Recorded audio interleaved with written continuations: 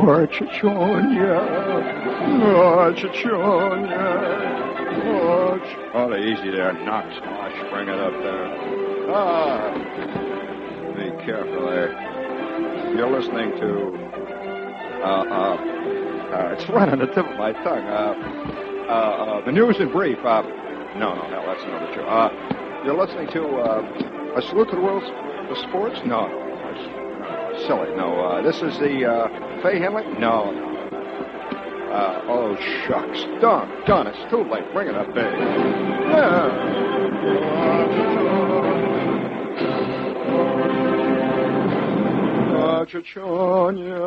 Oh, this is so terrible. I don't know quite how to say this. This is Waukesha, Wisconsin. And by the way, Waukesha, Wisconsin is famous for what? I'm asking you a rhetorical question. Waukesha, Wisconsin is not famous for beer. No, it is not. Waukesha, Wisconsin is famous for, no, not Angry Jack Fryett. No. In fact, it's infamous for him. What it is famous for, Abe Burrows wrote a beautiful song about Waukesha, Wisconsin.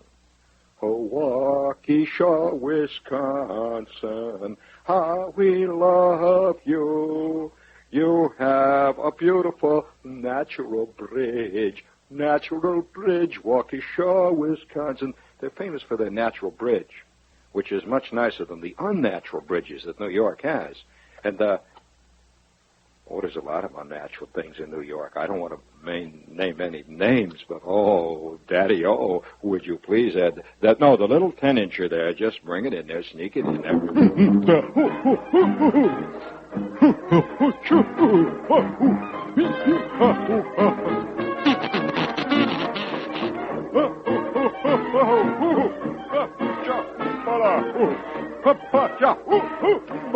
Me King Kong, patadura, pa pa pa paraduru, pa pa pa paradada, pa paraduru,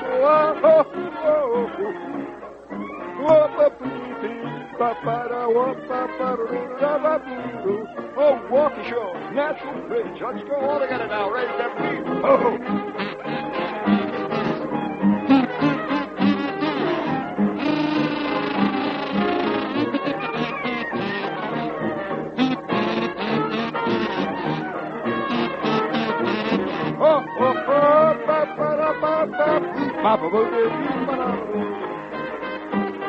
That concludes tonight's salute to Bear Father. Yes, sir. More action there. That was very nice. Reset that in there. Will you please? Set it in there. La do do do do. How come I'm getting such a hum here? La da da do do do. Wait, I'll check all my equipments here. La da da ti da do do do do do. Ya da do do do. La da ti ti da do do do. All right, okay. What happened in Waukesha, Wisconsin? All right, gang, stay tuned for America's newest sport. Happened in Waukesha, Wisconsin. And perhaps this might be, well, I'll just throw it out there for what it's good. Charges against an 18-year-old driver arrested by police in Waukesha for repeatedly veering over the center line were dismissed. And I got to say, this must have been an awful groovy drudge. Were dismissed here in Waukesha yesterday. The judge said the erratic drive understandable under the circumstances. The boy had a nude 16-year-old girl as a passenger, according to the Fuzz, who stopped the car in Waukesha Wednesday. Says he explained that she surprised him in his car when he finished work as a grocery clerk early that morning. He said he was taking her home. Would you please, a little more of that? No, that's the same one. Let's just bring it out there.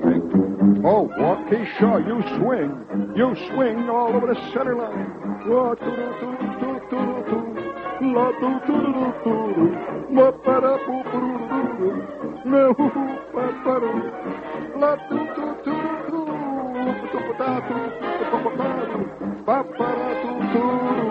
Yeah. Oh, that's enough. La ta la ti la do do do. La ta. Here's a question from Newsday by Karen Tyler. She does this column. It says, why is Philadelphia the city of brotherly love? That's a question from KK of North Merrick. And the answer, well, of course, I have often asked that question myself. I mean, I'm sure that Richie Allen has asked that question himself many times. Oh, listen, they got boo birds in Philadelphia. I'm serious. I wonder, you could hire out one of them boo birds on a Saturday afternoon to stand on the front of your boat to perform every known function of steam whistles, bells, the whole bit. Did I tell you about the most favorite boo bird that I know of? This guy went to the Philadelphia ballpark there, and he's really bugged. Yeah, Philadelphia fans are always mad. And they fire managers there, every 15, 20 minutes. They just come in and out. Sometimes managers don't last an inning. I mean, I've known of managers in Philadelphia that last maybe a third of an inning. Like relief pitchers. They come in and get blasted out of the box. They'll be called up from a place like Pitcairn, Pennsylvania, from the Iron and Coal League. And, they've just won the championship of that fantastically fast league. And they'll show up in the ballpark, and Richie Allen takes one look at him, just says, bah, with a thumb down, see. He walks into the park, and half of the managers don't have time to put a suit on, see. They walk in there, and they'll give him a hat, says Philadelphia on, see. And he walks out, and this says, and now we want to introduce our new manager, Big Butch Watanabe. And Big Butch Watanabe walks out, and immediately the boo birds start. They're furious at the sight of a managerial number on the back of a guy. And the minute he announces manager, boo, boo, you bum! Send that boo back, boo! Who phony, boo! That's a typical greeting that a manager gets in Philadelphia. Now, if you have the temerity to hit over 300 in Philadelphia, you are D-E-D. D-E-D-D. D-E-D-D. D-E-D. Hey, that's nice. A lot of D-D-D-D-D. A lot of D-D-D. I'm sorry. Well, you know why they actually call it the Philadelphia? It calls itself the city of brotherly love? Quote, the word Philadelphia itself means brotherly love, from the Greek. The city was laid out in 1682, and it's been laying out there ever since. As far as I know about it, it's been laid out. That's what they use in funeral parlors. The city was laid out in 1682.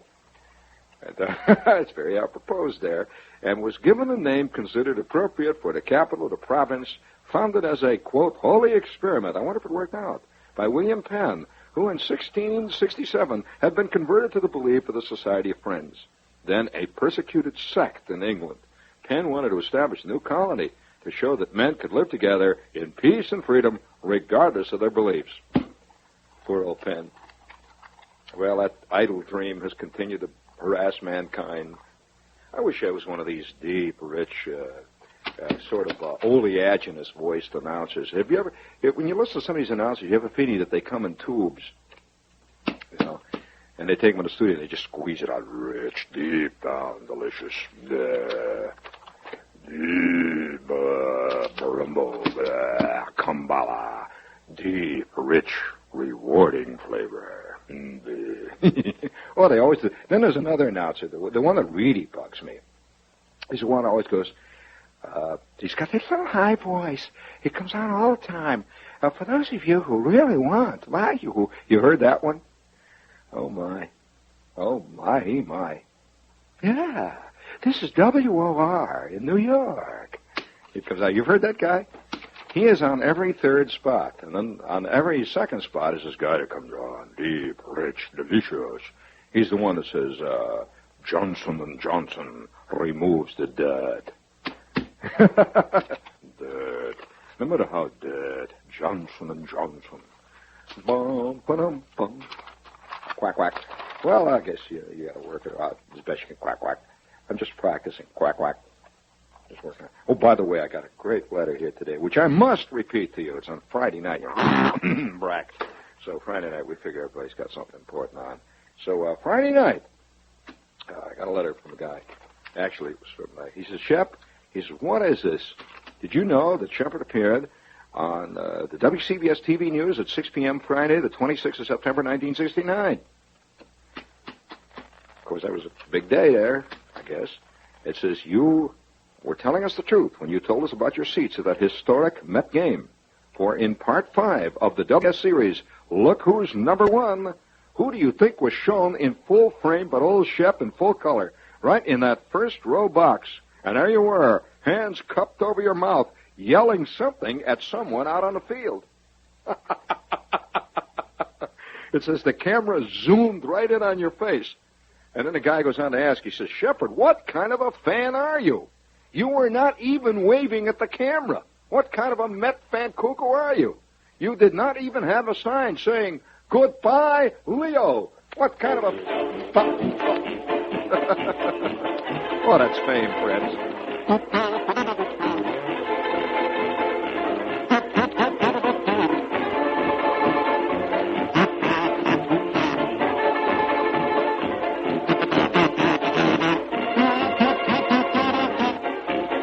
I'm blowing here.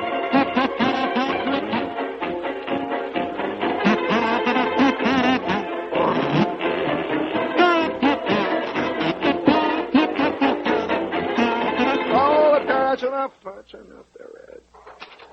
See, we were kind of, I'm giving him a hard target to hit, boy, tonight. I'll tell you, I'm moving like a shadow in the darkness there. Hey, I'd like to salute this lady in Springs, South Africa. Everybody's, we talk about people that are dedicated. Everybody's got to be dedicated to something. At least that's what they say. I don't know why, but they say you got to be dedicated. So I'd like to salute a lady. Hey, listen, if you ever get hung on some kind of a nutty type food that you can really explain to other people, listen, I know people, in fact, right here in this city, did you know that there is a growing organization, PBA? You know what that is? No, it is not that one. It's nothing to do with the fuzz. The PBA. Peanut Butter Anonymous. And listen, if you've ever had the peanut butter monkey on your back, you know what it's like to be hooked on heroin, cocaine, amphetamines, you just name it, man. There is nothing worse. I know people who are forcibly restrained by their family from going into the peanut butter section in the A&P, Gristedes, and even the Great Eastern. In fact, I saw a terrible sight one time. You see great sights in the supermarkets if you know where to look for them. And I was a kid one time working in a supermarket. When you work in a supermarket, you see an entirely different side of the supermarket world. For example, one of my favorite jobs in the supermarket was stamping the prices on cans of stuff. You have this little stamper, and you have one of these ink pads with purple ink on it, see? And I developed this very subtle wrist action so that when I stamp stuff, I'm going on with the pork and beans, see? Each shot, I would just turn my wrist ever so slightly to make the price almost legible. Almost. Right on the edge. You could almost read it if you looked at it. And, I used to drive. So because the kids that work in the background type kids, the ones you see come from the back carrying all the stuff on their back and yelling on it, a lot of arguments and stuff in the back. You always hear guys, come on, let's go, move it, Heine. All right, you hear that all the time? Well, he's hollering at a kid in the back. You never hear anybody say that to the guys that are working the cash register, right? And they're the ones that really drag it, man. Why? Because they're counting the bucks, B-E-U-X. And listen, the manager doesn't get mad if he loves to hear the sound of that cash register going. But it's Heine in the back there, see, who is not bringing out the Campbell's pork and beans quick enough, who gets constantly bitten on the you-know-what by the boss, right? So there's a continual battle between the kids that work in the back and the ones that work the cash registers up in the front. So one of the ways you get back at those guys is to continually smear that little purple thing that says 49 cents. You smear it, see, it looks like it could be 59, 79, 39, 29, 88. I mean, I'm pounding away. And you could always tell. You could always tell who was back there on the stamp as to how it was illegible. So one day, you want to hear what happened. One day, I'm looking out the worst job was to be assigned to the Campbell's soup bins. They go, I want to tell you, unbelievable.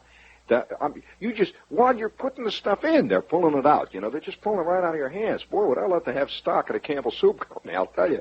Oh, gee. I remember one Saturday night, and we used to be open late Saturday night. We'd be open until like 9:30. And, of course, when the store would close, like at 9:30, they'd keep us and just whip us till, maybe 10 or 11 o'clock. We'd have to wash aprons and, all that kind of stuff. This is bad news. But the groovy part of working in one of these stores was you'd walk around, you'd find stuff. People would drop stuff all over the place. You have no idea when the frenzy of shopping is on people. And it's very close to sex. It is. Do you know that shopping is very close to sex? And that's why you'll see all kinds of ads, and you see this very sensual model standing there, and people get all excited when there's a gigantic sale, and they come rushing in, and they're buying stuff that they don't need, of course. There's no question about that. In fact, the real dough in any store is in what they call impulse buying. And so we learned that. I learned a lot of stuff, man, working at a supermarket. For example, they get these sardines in. See, they were sardines especially done in Norwegian kerosene. And they would come in. Oh, yeah, bad news. See, we'd get a whole bunch of them. Somebody made a bad buy. See, they'd be out there for it'd be like 49 cents a can. Nothing. They'd sit there for months. And so all of a sudden the manager would get bugged. You've got to clean out them sardines. And he would take a big sign and he would put 2 for $1 special. And the people, you'd see their eyeballs popping out, and they're fist fighting each other to get the sardines, the same sardines, that they would have passed by. So the impulse buying. So one day, I'm back there working the Campbell Soup thing, and what a drag. Between that and the pickles are almost as bad because, first of all, they're heavy. And, you get these big quart jars of pickles, and you're lugging those sons of guns out there. I like to get put on the notions department where you're, filling the shelves with toothpicks and olive stuffers and little stuff like that. Anchovies, that's always good. But I'd always get put on it because I was, kind of beefy, so I'd get put on these rotten jobs like lugging out the Heinz's 1-gallon jars full of kosher pickles. And all night long I'm lugging the pickles. And when you had a tremendous Polish clientele, they love pickles. I'll tell you, if you want to trap a gentleman from Poland, if you would like to trap a gentleman from Poland, now you see, there's all kinds of ways to trap people. If you want to trap a guy who's a gentleman from Poland, you set your trap with a big dill pickle with garlic in it. And you set that out in front of the house, and a big bear trap. And I would say within 20 minutes, bang, you got one. You go out there, and there he is. He's wearing his Polish sport jacket. And the whole thing, see? He's got that little bow tie, that's made out of leatherette and all the whole stuff. See, his hair's cut way up in the back. And you've got one, just like that, sure. Now, would you like to know how to trap a Hungarian? How to trap a Hungarian? Would you like to trap a Hungarian? Well, there's a lot of ways to trap Hungarians. One of the best ways to trap a Hungarian, in case you're interested in, you don't want to trap Hungarians now. Because you know what happened if you trap a Hungarian, you get your teeth knocked right down your gut. So you better not trap Hungarians unless you're well-armed. Tough old men, tough. Oh, and yell, whoo! Nobody yells louder than a Hungarian when he's, in rage. In fact, I know. Now, would you... Well, I'm just telling the story. So, but there's people, general walk-around people that you can trap with other ways. See, now I'm back there one day, stamping away, putting in the Campbell's pork and beans. You know what's a great seller among the Campbell soups? And I have no connection with Campbell, so I'm not giving anybody any plug here. So one of the great sellers, probably the biggest seller of Campbell's, is their straight, ordinary vegetable soup. But the next big seller is their tomato soup. The third big seller, no, it is not chicken soup. Although probably in New York it would be, yes. No, it is not chicken soup.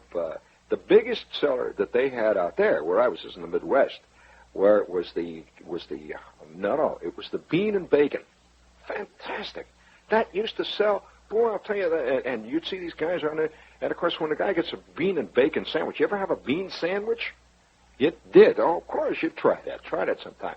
You take beans, regular pork and beans, and you put that on white bread. No, you put that on white bread with a little touch of possibly chili sauce or ketchup. And you put that between two slabs of white bread. You have roughly, I would say, 15,922 calories in that. And you start eating that, man, and that's a hooker. But I'll tell you one of the things that really hooked people. I saw them do this one night. One night, I was working away there. It was kind of a sickening scene. I'm working away, stamping away on the pork and beans and putting in the Campbell soup and stuff. And I see this guy. He didn't see me. I was down low, hunched down, stamping these things that were in the case. I was down low, and there were a lot of cases piled up around me. I look around, and I see a guy creep in to the row that I was in. He was pushing a cart, obviously looking looking very skulky. People look sneaky. You know when they're looking sneaky. Looking very sneaky. So I'm down there working away with this stuff. And he is now in the peanut butter section. I see that. In a supermarket, right? He opens a jar of peanut butter right there in the supermarket. He looks around. He takes two fingers and he just goes, he scoops out a great big scoop of peanut butter, and his eyeballs are popping. You could see this guy was hooked, see. And then he very carefully put the top back on. He looks around, see. And then he hides it on the back of all the other jars, see. He sticks it back there. Well, I see this little scene. So he goes, out he goes. About 2 minutes later, a fat lady comes in. Now, what does this fat lady do? This fat lady does exactly the same thing. She reaches in the back, see. She takes this jar, opens it up, sticks the two fingers in, down goes the... by the way, they specialize, the really fatty types.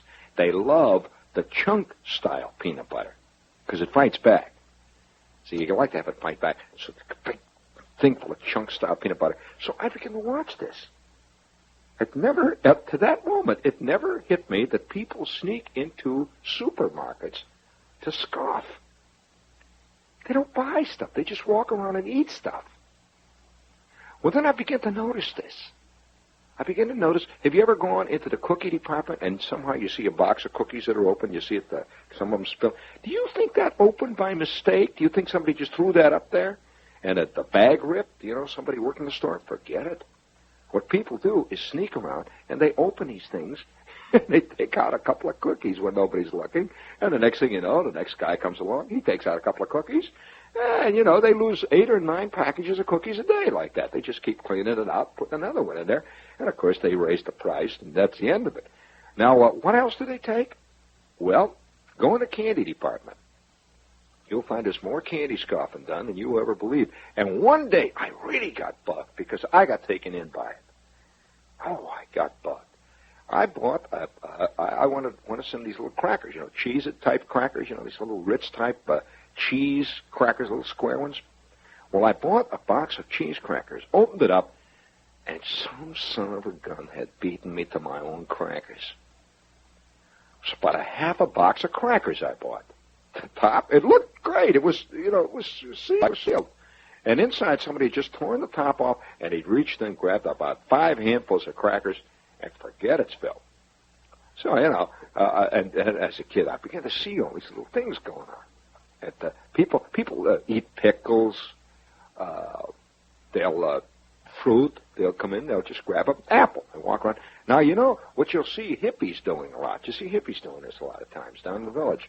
They'll walk in the back, because way in the back in the store, usually in the back, they have the ice boxes where they keep beer, or they keep Tab, or they keep Diet Yoo-Hoo or something. So a guy walks back there, and he just takes a can of beer, and he pretends like he's walking around with a cart, and he opens the can of beer, and he's standing back there, and he drinks it. You think he's going to pay for it, see? He just drinks the beer.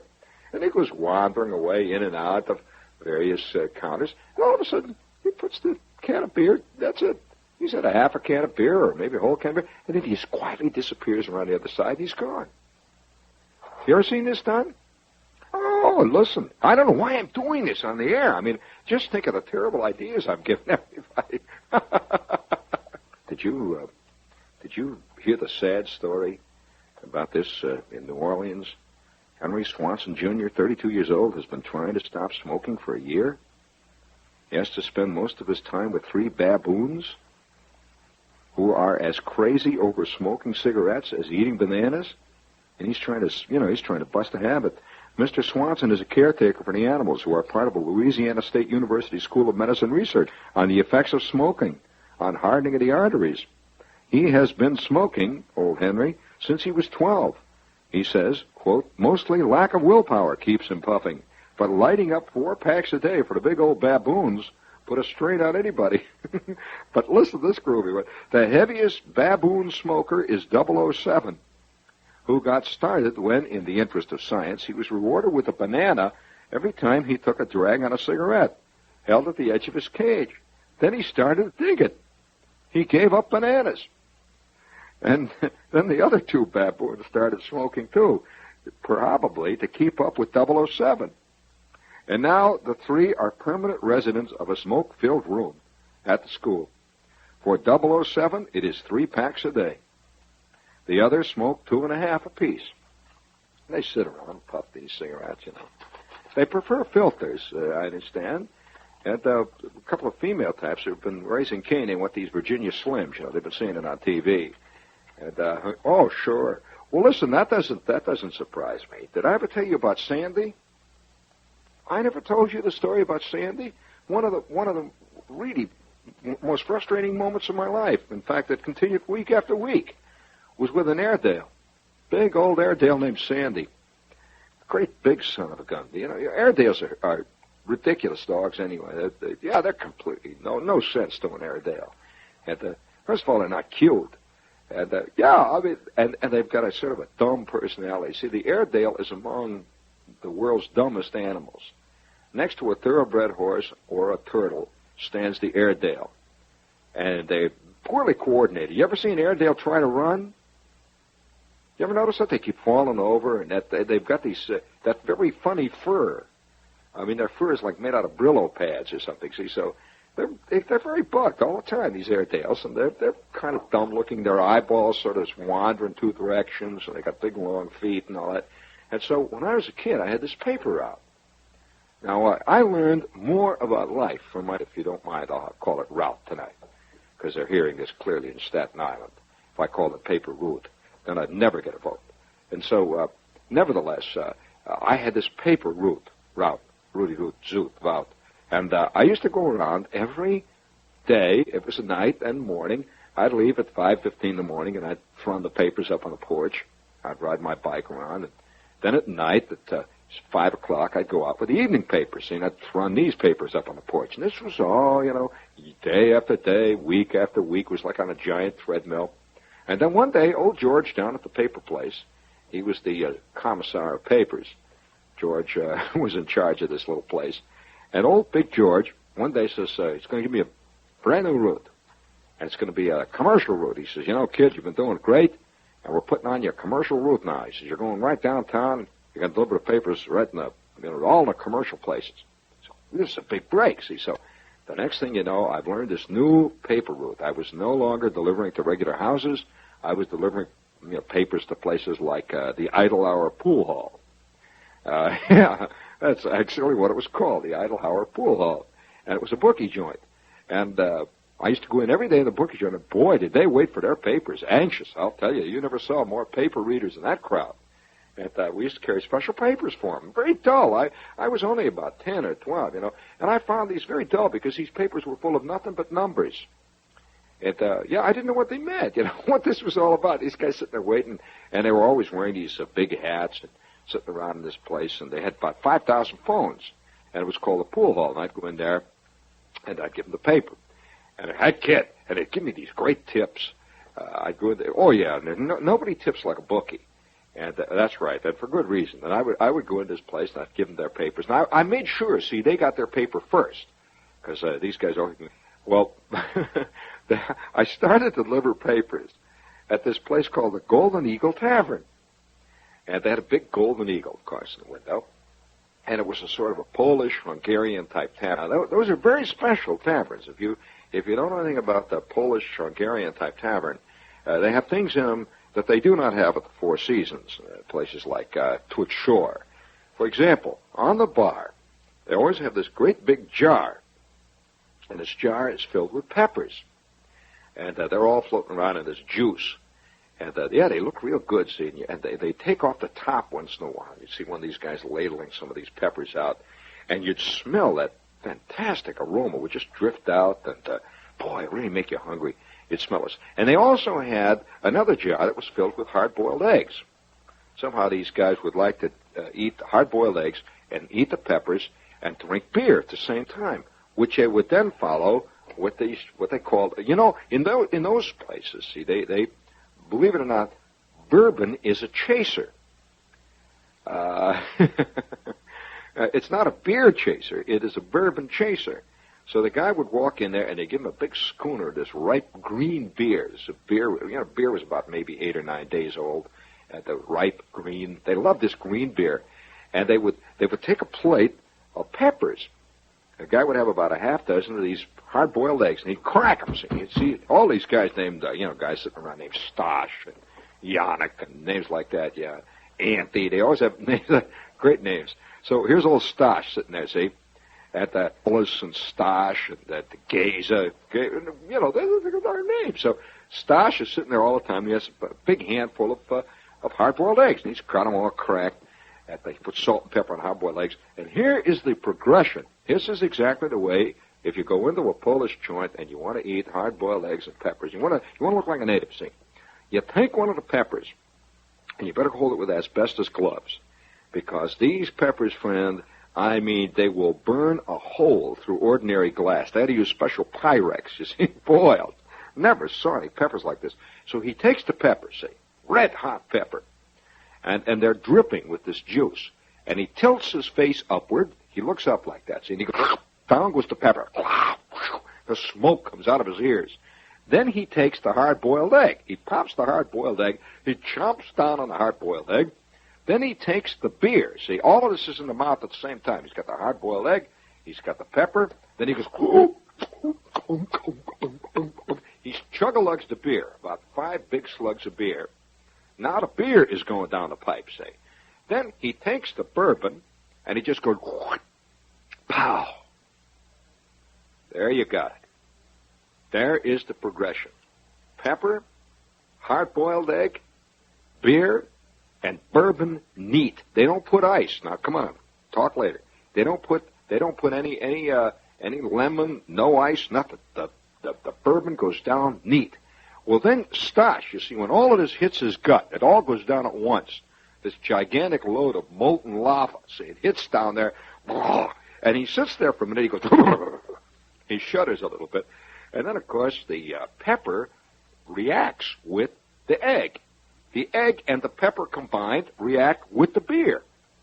Then the beer, of course, and the pepper and the egg, all of this mixture reacts with the bourbon all at once, and it forms a gigantic bubble. And then you hear him, he goes, whoa.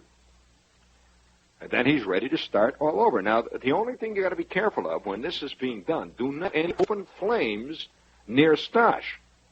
Because I'm telling you, Stosh is liable to just blow up like a big jug of hydrogen or something. Well, every day I would come into this place, and they all knew me. And so the guy that ran the place was named Stanek. So every day I'd come in, old Stanek. I'd walk in there, big old Stanek behind a bar, and he'd look out, and he's got this big bar rags, and he says, "Oh, hello, kid." I'd walk in, he says, hello, kid, you got a papers? I'd say, yeah. That's the way he talk. You got a papers? I'd say, that's right. Boys, that kid got a papers. Come on, you guys. Cut out drinking from one of the kids here. He never wanted me to, they never wanted to drink while a kid was here. So he'd be washing away at the bar. And I'm learning about life. See, I didn't realize this at this point. Well, every day when I first started to come in there, this big Airedale would come running around the bar instantly. The minute I would walk in, because I was a new face there, see, and I was a new customer. And he'd come running around, and his old tail is going. He had this little short tail. You know how these Airedales have little tails? And his tail is going like, man, he's big. He would come up roughly to my rib cage, this baby. Oh, big Airedale. And he would come running out, old Sandy, see. And he spoke nothing but Hungarian. So you couldn't say, down, boy. Nothing. He wouldn't get it. You couldn't say, look, easy, Sandy. Watch it. Don't knock me over. Watch it. You had to holler at him in Hungarian. And so Stanek would holler at him in Hungarian. She said, Tashik. He'd say, he'd holler at him, see. It was the first dog I ever heard that would bark in Hungarian. He did not bark, woof, woof. He didn't say anything like a waff, waff, waff. He would give some kind of Hungarian bark. And so one day, old Sandy comes running around like that, and he knocks me down, as he always did. Waff, waff. And Stosh is up there drinking away. Stosh from the melting yards. He's knocking down the beer. He's put away about 19 eggs now, and he's had about half a quart of these fantastic peppers. He's knocked down about 2 or 3 gallons of Canadian Ace beer. He's put down maybe a fifth of this bourbon. They had this lightning. I mean, it was the only bourbon I ever saw. You'd open the bottle and you see little lightnings coming out of it. And if you turned out the lights when this bourbon was open, you'd see a blue halo just coming out of the top of the bottle. See, it was kind of like St. Elmo's fire. See, this stuff was about 8.5 minutes old, and they made it out in the back someplace. They made out of grain alcohol and rotten cabbage and all that. They boil it down and put a little molasses in it. It's called bourbon. So, one day, Sandy comes running out and knocks me flat. This was after about a month of this thing. I'm always going through this business with the dog. And Stanek hollers, Sandy, hey, come here, kid. Here, give him this. Come here, kid. Here, you give Sandy there. Give him this. Give him a drink. Does he want the drink? I says, he does what? He wants a drink. He wants you to give him a drink. I said, he wants a drink. And so with that, Stanek, the bartender, gives me this shot glass full of bourbon. Well, I hold it out, and you never saw anything like it. No, he didn't lick it with his tongue. He sucked it. It was the only dog I ever saw that went, it was gone. And then he went, he hiccuped. Well, his old eyeball spun in opposite directions. He was a real burn, this dog. So every day from that minute when I would come in, I would have to give this nut, this Sandy, this Hungarian Airedale, I would have to give him a shot of this rot gut. Terrible. One day I came in, and I walked into the place, and Sandy isn't there. Sandy used to come up and, knock you down, knock you flat. And he's not there. Everybody's sitting around. They got a kind of funny, long face. And I said, Mr. Stanek, where's Sandy today? Where's that? Got arrested. I said, he got what? Sandy got arrested. Sandy got pinched for walking down the middle of the sidewalk in the middle of the afternoon dead drunk. And a cop picked him up for being drunk and took him away. He got 3 days. Now, that sounds like a totally ridiculous story, but they took him away for 3 days. He came back, and you could see him. He had bloodshot eyes. He'd been on, he was on a cold turkey, you see. They were trying to sober him up down there, put him in the tank with all the rest of the drunks. His eyeballs were kind of red and all that stuff. Oh, yeah, he used to walk around. And, of course, in his later years, old Sandy, they tried to taper him off. And he got to putting bottles up on the chandelier, and he'd hide little bottles down by the fire plugs and stuff like that. Sickening sight. So, I know, I'm not surprised at baboons smoking cigarettes. I understand there's a whole bunch of baboons sitting around out there smoking pot and a lot of going downhill, just like the rest of us, eating Baby Ruth candy bars, One of them the other day even turned around to another one and hollered, Yoxama, hollered out, So what are you going to do? 6 of one, half a dozen of the other.